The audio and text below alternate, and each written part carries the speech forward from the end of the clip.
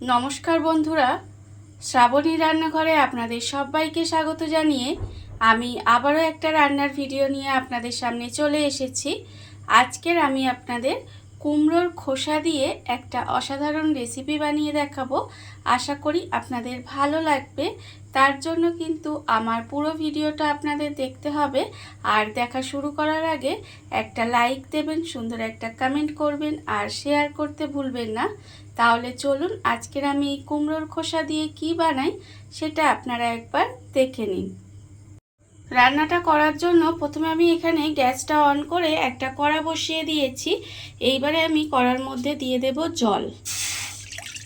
এখানে কিন্তু আমি বেশ কিছুটা জল দিয়ে দিলাম, মানে প্রায় 2 বাটির মতো এখানে জল দিয়ে দিলাম। এবারে জলটাকে প্রথমে একটু গরম হতে দেব, মানে বেশ ভালোভাবে একটু কষকষেভাবে গরম হয়ে যাবে প্রথমে, সেই অবধি কিন্তু একটু জলটা গরম করে নিতে হবে। জলটা আমার এখানে কিন্তু গরম হয়ে গেছে। এইবারে দেখুন ভালোভাবে কিন্তু এটা গরম হয়ে গেছে। এইবারে আমি যে কুমড়োর খোসাগুলো এখানে সরু সরু করে কেটে ধুয়ে পরিষ্কার করে রেখেছিলাম, সেই কুমড়োর খোসাগুলো কিন্তু আমি এর মধ্যে দিয়ে দিলাম। আর কুমড়োর খোসাটা দেখে আপনারা বুঝতেই পাচ্ছেন যে একটু কিন্তু কুমড়োর খোসাটা একটু বাদিয়ে বাদিয়ে কাটতে হবে, মানে একটু কুমড়ো রেখে রেখে আমি কিন্তু এই কুমড়োর খোসাটা কেটে নিয়েছিলাম। এইবারে জলের মধ্যে দিয়ে আর কিন্তু এর মধ্যে কিছুই দেব না। এবারে জলটা যতক্ষণ না ফুটে ওঠে ততক্ষণ কিন্তু একটু অপেক্ষা করব। আর আমি প্রতিদিনের মতো আপনাদের একটা কথাই বলবো যে প্লিজ আমার ভিডিওটা আপনারা টেনে টেনে দেখবেন না, পুরো ভিডিওটা দেখুন, আশা করি আপনাদের ভালোই লাগবে। আর দেখুন আমরা কিন্তু সাধারণত কুমড়োর খোসা ফেলে দিই, কিন্তু আমি যেভাবে রান্না করছি সেইভাবে একবার হলেও রান্নাটা করে দেখবেন, আশা করি আপনাদের ভালোই লাগবে। বিশেষ করে গরম ভাত দিয়ে খেতে কিন্তু এটা ভীষণ ভালো লাগে। দেখুন জলটা কিন্তু আমার এখানে খুব ভালোভাবে ফুটে গেছে। আর একটু জলটা কিন্তু ফুটিয়ে নিতে হবে, মানে টকবক করে যখন জলটা ফুটবে তখন কিন্তু আমি এই কুমড়োর খোসাগুলো নামিয়ে নেব। খুব বেশি সময় কিন্তু এগুলো সেদ্ধ করার দরকার নেই। এইভাবে জলটা যখন খুব গরম হয়ে যাবে তখন কুমড়োর খোসাগুলো দিয়ে দেব। আর জলটা যখন একবার একটু খুব ভালোভাবে ফুটে উঠবে তখন কিন্তু এগুলোকে নামিয়ে নিতে হবে। জলটা আমার এখানে খুব ভালোভাবে ফুটে গেছে। এইবারে কুমড়োর খোসাগুলো কিন্তু জলটাকে খুব ভালোভাবে ঝারিয়ে নিয়ে তুলে রাখতে হবে। জলটাকে এইভাবে ঝারিয়ে নিয়ে আমি আলাদা করে তুলে রেখে দেব। কুমড়োর খোসাটা আমি এখানে আলাদা করে তুলে রেখে দিয়েছি। আর অন্যদিকে কিন্তু আবারও গ্যাসটা অন করে কড়া বসিয়ে দিয়েছি। এইবারে আমি কড়ার মধ্যে দিয়ে দেব সর্ষের তেল। এখানে কিন্তু রান্নাটা আমি সর্ষের তেলেই করব।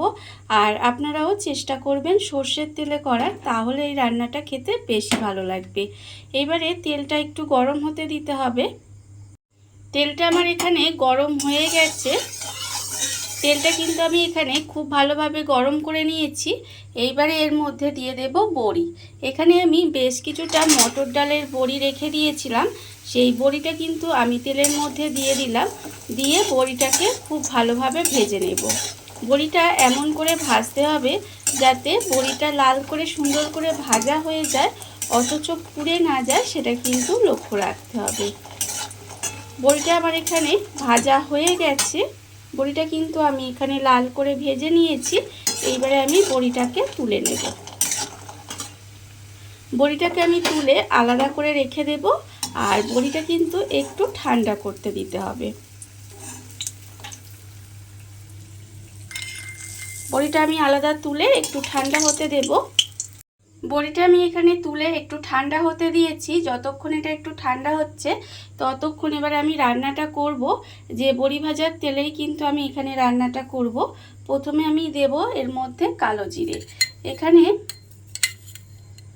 আমি 1/4 চামচ মতো কালো জিরে দিলাম। কালো জিরে দিয়ে কালো জিরেটা একটু ভালোভাবে ভেজে নিতে হবে। যখন দেখবেন কালো জিরেটা এইভাবে ভাজা হয়ে গেছে তখন আমি এর মধ্যে দিয়ে দেব পেঁয়াজ কুচি। এখানে একটা মাঝারি সাইজের পেঁয়াজ এইভাবে একটু কুচি করে রেখেছিলাম, সেই পেঁয়াজটা কিন্তু আমি এখানে দিয়ে দিলাম। দিয়ে পেঁয়াজটাকে প্রথমে একটু ভালোভাবে ভেজে নিতে হবে। আর পেঁয়াজটা যখন ভাজবেন তখন এর মধ্যে দিয়ে দেবে কাঁচা লঙ্কা কুচি। এখানে আমি দুটো কাঁচা লঙ্কা একদম কুচি করে রেখেছি, সেই কাঁচা লঙ্কাটাও এর মধ্যে দিয়ে দিলাম। দিয়ে একসঙ্গে পেঁয়াজ আর কাঁচা লঙ্কাটা প্রথমে খুব ভালোভাবে ভেজে নেব। পেঁয়াজ আর লঙ্কাটা আমার এখানে ভাজা হয়ে গেছে। পেঁয়াজ আর লঙ্কাটা কিন্তু আমি এখানে ভালোভাবে ভেজে নিয়েছি। এইবারে আমি এর মধ্যে দিয়ে দেব যে কুমড়োর খোসাটা আমি এখানে ভাপিয়ে রেখেছিলাম, সেটা কিন্তু দিয়ে দিলাম। দিয়ে এবারে খুব ভালোভাবে এইভাবে একটু নেড়ে নেড়ে রান্না করে নিতে হবে। আর প্রথমে কিন্তু আমি এই সময় কোনো কিছুই দেব না, মানে নুন মশলা কোনো কিছুই দেব না। প্রথমে কিন্তু এইভাবে পেঁয়াজের সঙ্গে দিয়ে একটু ভাজা ভাজা করে নিতে হবে। এইভাবে কিন্তু আমি প্রায় 2 মিনিট মতো একটু ভাজা ভাজা করে নেব। কুমড়োটা আমি এখানে দিয়ে 2 মিনিট মতো একটু ভাজা ভাজা করে নিয়েছি। এইবারে আমি এর মধ্যে দিয়ে দেব, এখানে আমি রেখেছি আন্দাজ মতো নুন, 1/4 চামচ মতো হলুদের গুঁড়ো, অল্প সামান্য একটু লঙ্কার গুঁড়ো, আছে আমার এখানে খুব সামান্য একটু চিনি। এই সমস্ত মশলাগুলো আমি এখানে দিয়ে দিলাম। আর আমি যেহেতু আগে কাঁচা লঙ্কা ব্যবহার করেছি, সেই জন্য কতটা গুঁড়ো লঙ্কা দেবেন, মানে কতটা আপনারা ঝাল খাবেন সেটা বুঝে কিন্তু গুঁড়ো লঙ্কাটা ব্যবহার করবেন। এবারে আমি আবারও কিন্তু একটু এইভাবে একটু রান্না করে নেব। মশলাগুলো দিয়ে আমি কিন্তু এইভাবে একটু সময় রান্না করে নিয়েছিলাম। এটা যতক্ষণ রান্না হচ্ছে ততক্ষণ দেখুন আমি এখানে রেখেছি যে বড়িটা, এই বড়িটা কিন্তু ঠান্ডা হয়ে গেছে।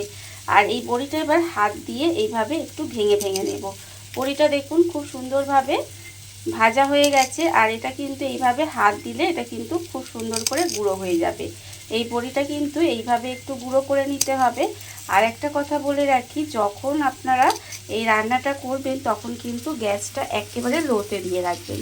এইভাবে লোতে দিয়ে রেখে কিন্তু একটু সময় নিয়ে রান্নাটা করে নিতে হবে।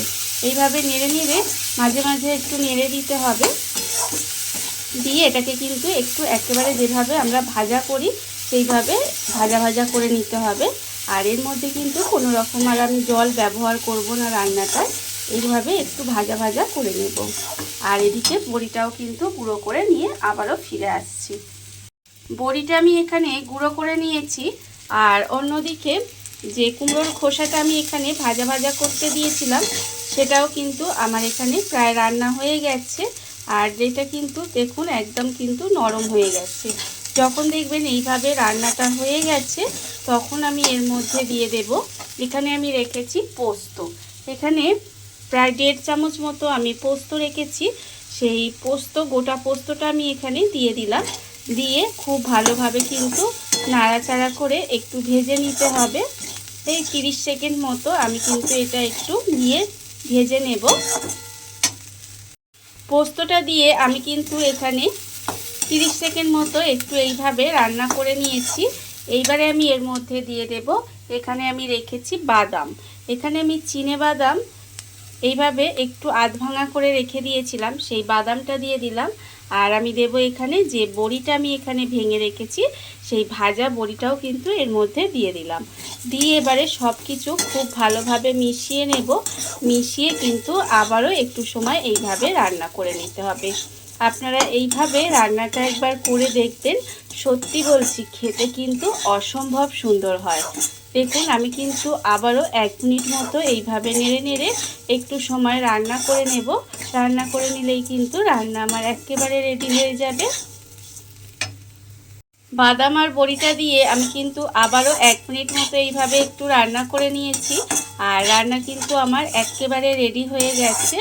আর এটা কিন্তু সত্যি বলছি গরম ভাত দিয়ে খেতে অসাধারণ লাগে। আর এইভাবে কিন্তু আপনারাও এই ফেলে দেওয়া কুমড়োর খোসাটা দিয়ে এইভাবে রান্নাটা করে একদিন দেখবেন। আশা করি আপনাদেরও ভীষণ ভালো লাগবে। রান্না আমার একেবারে রেডি হয়ে গেছে। এবার আমি গ্যাসটা অফ করে দেব আর আপনাদের পরিবেশন করে দেখাবো ঠিক কেমন হলো। দেখুন বন্ধুরা, বাড়িতে থাকা কত অল্প উপকরণে কত অল্প সময় কত সুন্দর একটা কুমড়োর খোসার রেসিপি তৈরি হয়ে গেছে। আপনারা দেখতেই পেলেন। আর এটা কিন্তু খেতে অসম্ভব সুন্দর হয়। এইভাবে আপনারাও কিন্তু একদিন হলেও বাড়িতে বানিয়ে দেখতে পারেন। আর এই ভিডিওটা যদি আপনাদের ভালো লেগে থাকে, আপনারা যদি ফেসবুক থেকে দেখে থাকেন পেজটি ফলো করে দেওয়ার অনুরোধ রইল, আর যদি ইউটিউব থেকে দেখে থাকেন চ্যানেলটি সাবস্ক্রাইব করে নেওয়ার অনুরোধ রইল। তাহলে চলুন ভিডিওটা আমি এখানেই শেষ করছি। আপনারা সবাই ভালো থাকবেন, সুস্থ থাকবেন। আবারও হাজির হব নতুন কোনো রান্না নিয়ে।